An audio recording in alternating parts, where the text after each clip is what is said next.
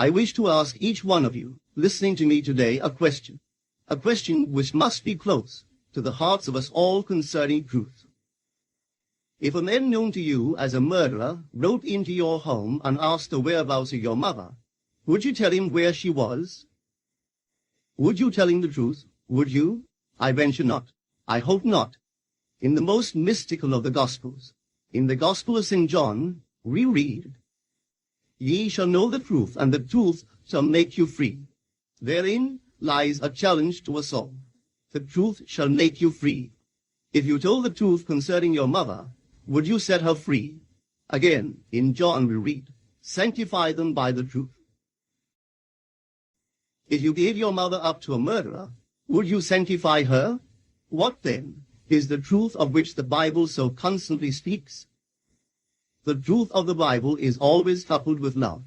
The truth of the Bible is that spiritual realization of conscious life in God towards which the human soul evolves through all eternity. Truth is an ever-increasing illumination. No one who seeks sincerely or truth need fear the outcome, or every raising erstwhile truth brings into view some larger truth which it had hidden. The true seeker after truth is not a smug, critical, holier-than-thou person. Rather, the true seeker after truth knows the words of Zechariah to be true. Speak ye every man the truth to his neighbor, and let none of you imagine evil in your hearts against his neighbor. The seeker after truth does not judge from appearances. He sees the good, the truth in all he observes. He knows that a true judgment need not conform to the external reality to which it relates. Never are we so blind to the truth as when we see things as they seem to be. Only pictures that idealize really depict the truth. It is never superior insight, but rather pure blindness that reads into the greatness of another some littleness with which it happens to be familiar. We all know at least one petty gossip who not only imagines evil against his neighbor, but also insists upon spreading that evil far and wide. His cool accusations are always accompanied by the statement, "It's a fact, and I know it's the truth." How far from the truth he is. Even if it were the truth as he knows the truth, it is better not to voice it, for a truth told with bad intent beats all the lies you can invent. Such a man is not a seeker after the truth as revealed in the Bible. He seeks not truth so much as support for his own point of view. By his prejudices, he opens a door by which his enemies enter and make their own the secret places of his heart. Let us seek sincerely for the truth, as Robert Browning expresses it. Truth is within ourselves. It takes no lies. From outward things, whatever you may believe, there is an immortal center in us all, where truth abides in fullness. But truth that is within us is governed by imaginative love. Knowing this great truth, we can no longer imagine evil against any neighbor. We will imagine the best of our neighbor. It is my belief that wherever man's attitude towards life is governed by imaginative love, there it is religious.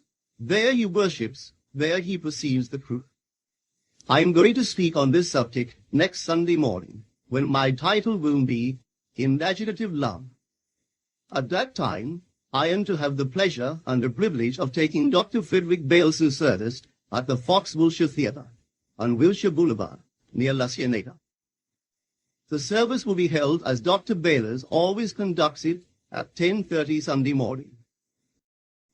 It is the intuitive desire of all mankind to be a finer, nobler being, to do the loving thing.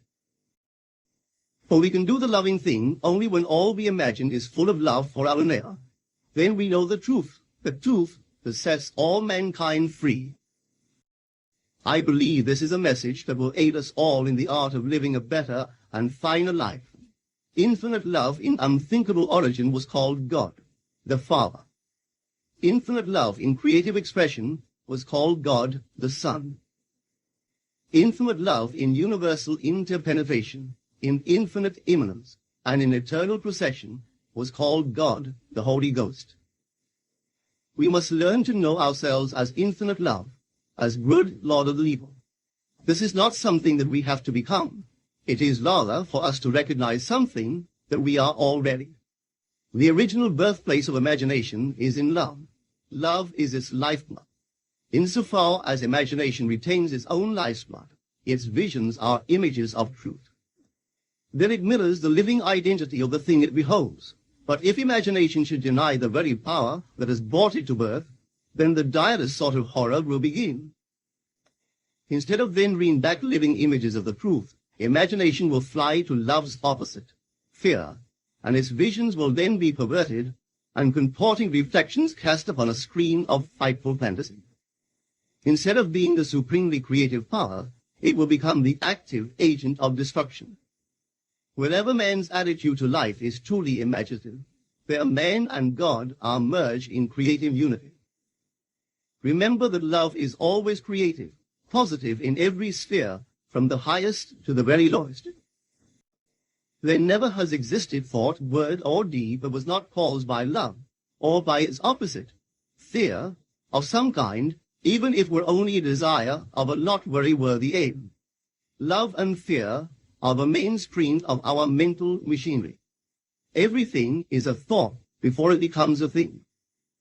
I suggest the pursuit of a high ideal to make a fact of being become a fact of consciousness, and to do this by training the imagination to realize the only atmosphere in which we truly live and move and have our being is infinite love. God is love. Love never faileth. Infinite creative spirit is love. The urge that calls infinite unconditioned consciousness to condition itself into millions of sensitive forms is love. Love regarded as an abstraction, apart from an object, is unthinkable. Love is not love if there is no beloved. Love only becomes thinkable in relation, in process, in act. Let us recognize with Blake that he who will not live by love must be subdued by fear, and set ourselves the highest of ideals to love and to live by it. But our highest ideals do not bless unless they come down and take on flesh. We must make results and accomplishments the crucial test of our imagination, and our love, or incarnation, is the only true realization. Our faithfulness must be to the sum of all the truth we know, and it must be absolute. Otherwise, the truth lacks a vehicle and cannot be incarnated in us. Our concept of ourselves determines the scenery of our lives. We are ever our own jailers. The prison doors that we thought closed are truly ajar, waiting for us to see the truth. Man ever surrounds himself with the true image of himself, said Emerson. Every spirit builds itself a house, and beyond its house, a world, and beyond its world, the heaven. Know then the world exists for you. For you the phenomenon is perfect. What we are that only can we see. All that Adam had, all the Caesar could, you have and can do. Adam called his house heaven and earth. Caesar called his house Rome. You perhaps call yours a cobbler's trade, or 100 acres of land, or a scholar's garret. Yet line for line, and point for point, your domain is as great as theirs, though without such fine names. Build, therefore, your own world, and as fast as you conform your life to the pure idea in your mind, that will unfold its great proportions. The truth is our secret inward reality, the cause, the meaning, the relation of our lives to all things. Let the truth carry us heavenwards, expanding our conceptions, increasing our understanding, until we know the truth and are made free.